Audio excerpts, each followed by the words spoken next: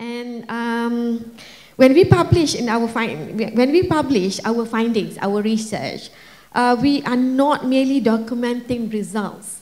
Okay, so we are contributing to collective understanding that transcend individual efforts. Each publication represents a milestone of our journey toward unraveling the complexity of accounting field. So we are the one who help the field, the accounting field, to move forward, because we need to produce, we need to research, to do research, and then we need to publish it so that we can share to the readers, to the practitioners as well, okay, and then can implement in the policy. And secondly, academic advancement hinge significant upon the act of publishing manuscripts. It is through these publications that researchers establish their expertise, credibilities, and impact in their respective fields. For young researchers and seasoned professionals alike, publications serve as a testament to their dedications and contribution to the scientific community.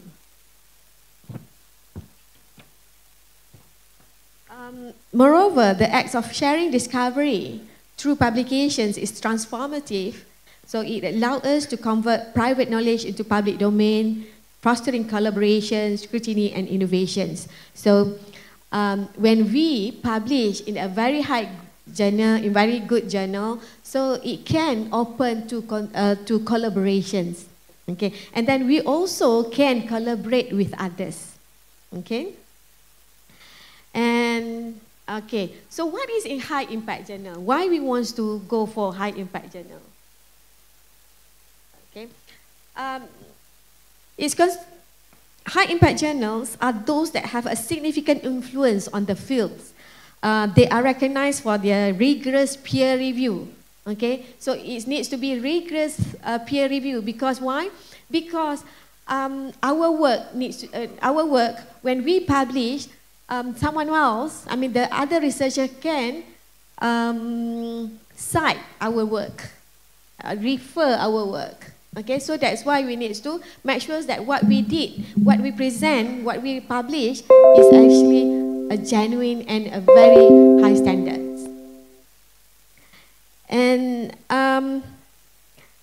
so by having high impact journals, is definitely high citations rate, a good citations rate, and quality of research they publish. Okay. So the impact factor, okay, as you can understand that, we go for impact factors. So the impact factor, which measure the average number of citations to recent article published in the journal, is also often used as indicator of a journal influence. Okay, so better journal having high impact factors. So you need to choose the right journal. Okay, it involves considering the journal scopes, audience, and acceptance rate. So yes, when we want to choose which journal that we want to produce, or we want to publish, definitely we have to look at the acceptance rates, because we don't want to wait forever, right? Because the process takes it takes for a very long time. Okay, and then you have to expect that. And then it is essential to ensure that your research align with journal focus. Yes, if let's say you do research on sustainability, for example, definitely you need to go for journal that publish issues on sustainability. For example, sustainability accounting, management, and policy journal. Okay, so the ones that Prof. Laili published is in corporate governance, right? Because the issues that Prof. Laili publish or research is actually on the governance side, and then also on the sustainability as well. So the sustainability is actually nowadays is a very recent topic. Yeah, very hot topic now. Okay, sustainability disclosure, and then also ESG, and then environmental. Because why? Because we are moving toward achieving the SDG. Okay. And then, okay, this is very good journal as well, the AAAJ. If, like, say, you are looking at the research on auditing, so this is also a very good journal, okay? And then the accounting review, because we are doing accountings, right? Accounting review, Journal of Accounting Research, accounting organizations and society. So if let's say you want to know where to find all these journals, you can refer to Scopus.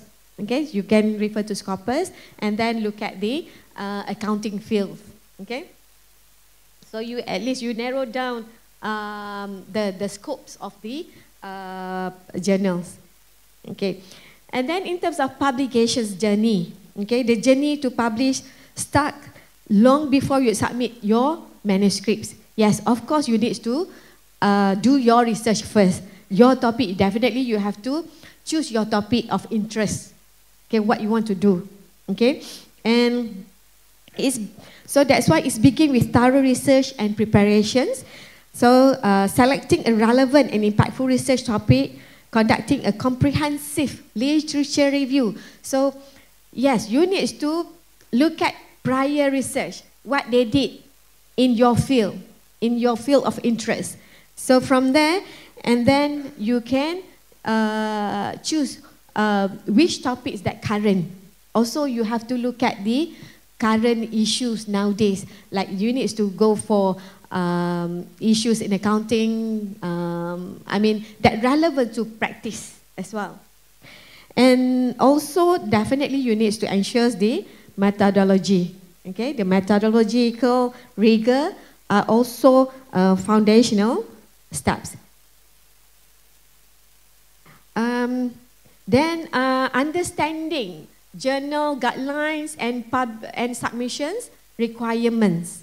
Okay, so you have to understand what are the requirements or the journal guidelines, because if, like, say, you do not follow the guidelines, definitely the editor will reject we call it desk rejections. Yeah, desk rejections. So that's why you have to avoid common pitfalls that can lead to immediate rejections. And also, there are a process of peer review process. This is a cornerstone of public academic publishings, and you have to be very persistent. Okay, it involves independent experts evaluating your work's quality, originality, and significance. So they look at what's your originality, what's your contributions. Okay, and while this process can be daunting, it is essential for ensuring the integrity and advancements of research. So you have to be prepared for multiple rounds of revisions and feedback. Okay, so be patient, be persistent, and attention to detail. So you have to make sure that you look at all the detailed aspects of your research.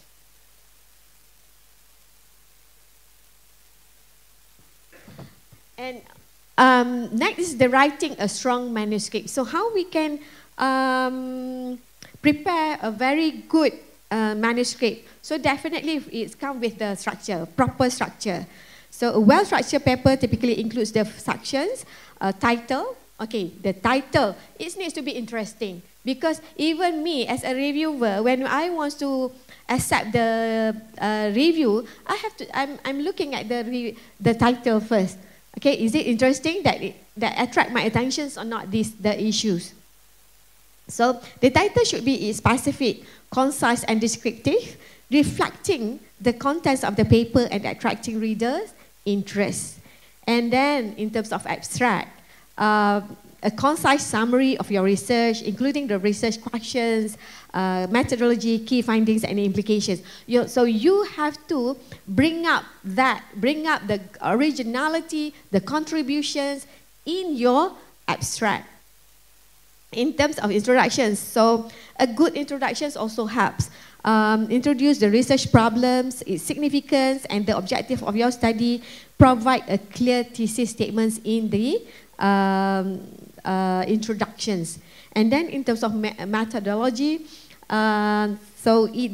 this methodology, in your methodology sections, you need to detail the research design, data collections and analysis methods, and then ensures transparency and reproducibility. So when we, as a reviewer, we also put our time to look at the methodology, because that methodology is actually the backbone of your research. And then, yes, presenting the results. Present your findings clearly and logically. Okay, even though your paper is very good, but then if, let's say, you cannot present your finding clearly and logically, so it's very hard for us to understand. So you can use table, graph, and charts to enhance the understanding of the readers. So that's why, as you can see from Prof. Laili presentation, she put all the tables to present the results. Okay, to summarize the results, and then of course the discussions. You have to interpret your results in the context of existing literature. Okay, so you need to really make a story, a good story in your paper.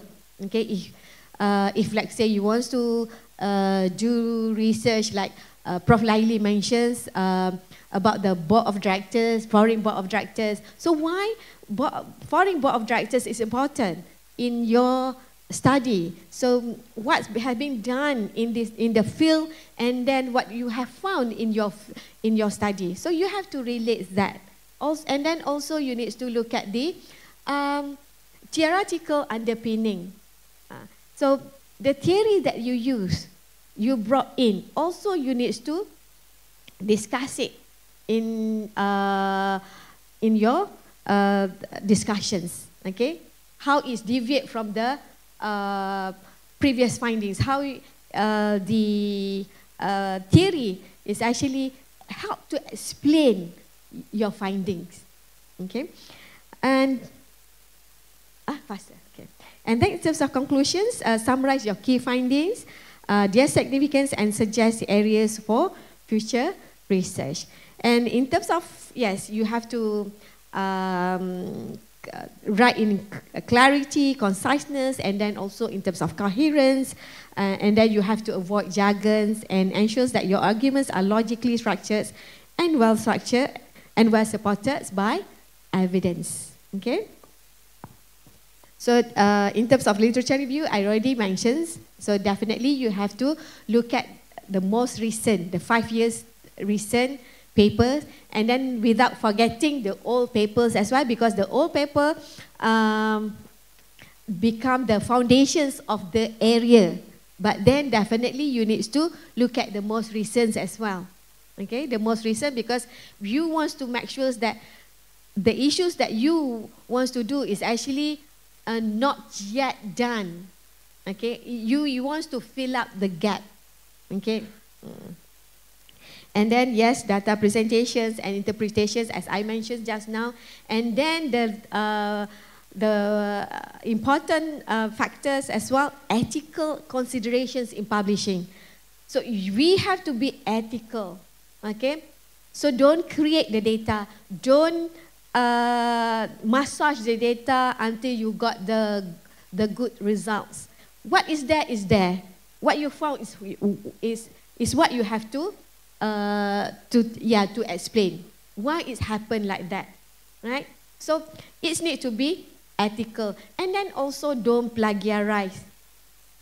Okay, so because nowadays it's everything on the web, okay, and then also don't go, even though you want to publish, don't go to journals that today is still in existence, but tomorrow when you look at your paper, it's no longer there. Okay? So yeah. So it's better for you to be ethical in doing your work, because in your list of Scopus, it's there. In your list of Google Scholar, is there. Okay? And then they will have the, I mean, if you know that there are retractions wash nowadays, right? Retraction wash. So this oversee the how journals work. Okay, so it's better for us to make sure that our work is in high quality. Okay. So, okay, this is more on post-submission strategy. So you have to really look at whether you need to, I mean, once you submit, definitely there will be few rounds of review, a few rounds of review. So yes, you have to really focus on addressing the comments, because the reviewer take time to review your paper. So make sure you address it properly. Okay. And then yes, if let's say you want to publish in a good journal, definitely you have to stay updated with current research trend. Okay, so that's why what you need to do is you have to read high impact journals, you have to attend conferences. This is a very good venue to understand the new research trends, and then engage with the latest developments in your fields, and then this will help you to identify emerging topics and align with your research with your current interest. For example, if like say you like to focus on auditing, then what are the latest trend in auditing? Okay, latest issues. Okay, so these are the ones, I mean, this already being discussed previously. Definitely you need to look at the originality and novelty, and then of course you have to bring up the significance and impact of your research, and then the rigor and robustness of your research design. If let's say you are doing PhD, the PhD is, I think, the most rigorous process that we did in our life, I think, yeah, because we have to go through all the process. Then, if you doing research after your PhD, definitely you have to go through that ways as well. Okay, rigor and robustness of methodology, and then also research trend. And then yeah, for the clarity and quality of writing, definitely you need to make sure your writing is to be quality, and then this is one I already mentioned, literature reviews and ethical standards. So this is the ethical standards that I mentioned just now. So these are the key focus on high impact journals. And then if like say you go for interdisciplinary relevance, definitely you need, for example, if like say you do research in auditing, maybe you want to look at the, integrate with disclosure, sustainability disclosure, or you bring theoretical behavior theories into your field. You borrow the behavior theory in your field so that you can advance your research. So interdisciplinary relevance. And then definitely reproducibility and data transparency. You have to be transparent. Okay? And then also you have to consider the global perspective. Okay? Yes, there are challenges, as I mentioned, since we are not in English speaker, definitely we have challenges in writing in English. So definitely we need to, I mean the institutions, the university, maybe can help in terms of this to overcome the language barriers. And then yes, we as a researcher, as a lecturer, as an administrator, we juggle with so much of things. So yes, so it's challenge when we are doing the writing. And of course, if like say we are new in the field, we have lacks of experience in writing. Okay. Since time is not. Is it still? Okay.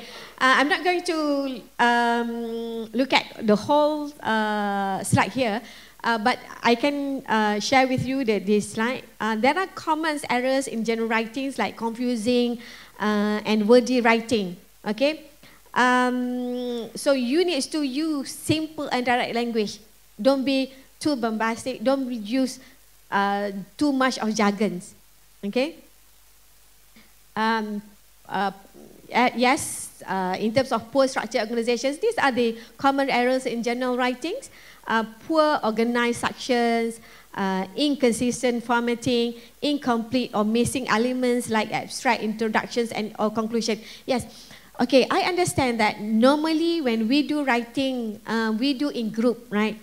So one doing the literature review, one doing the writing on the results, and then also in introductions. But still, we have to make sure that it's consistent. The formatting is consistent. The language, the storyboard is significant. It's consistent. Okay. It needs to from one flow to from one section to another section. It needs to be flow logically. Okay. Okay.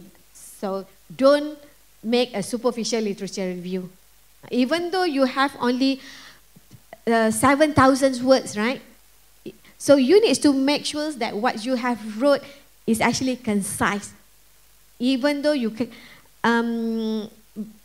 you cannot use that 7,000 words is an excuse to write a superficial literature review.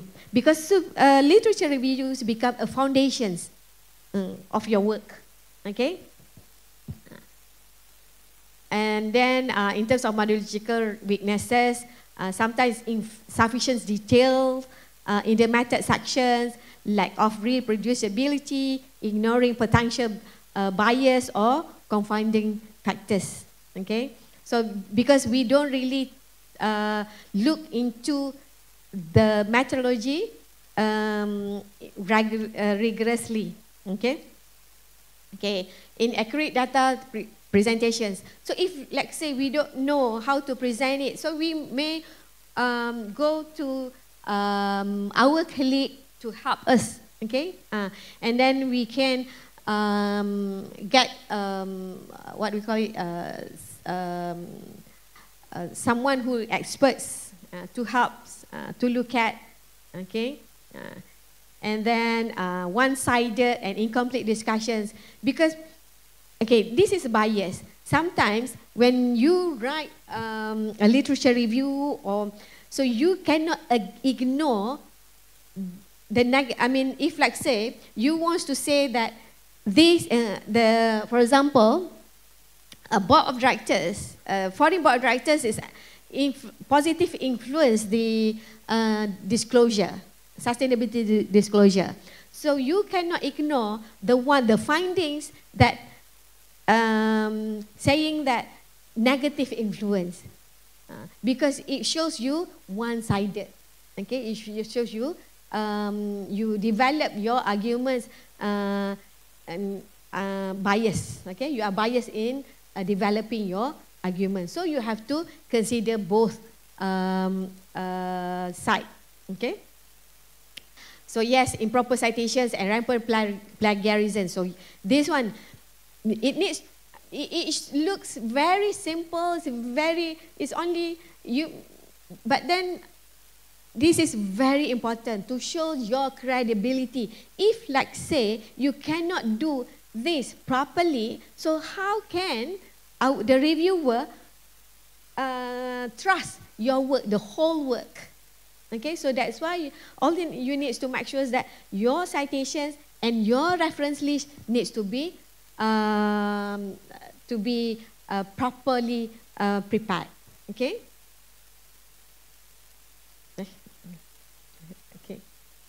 Sorry. All right. Yeah. So I think, yeah, that's all from me. Maybe I passed. Yeah, sorry. Thank you very much.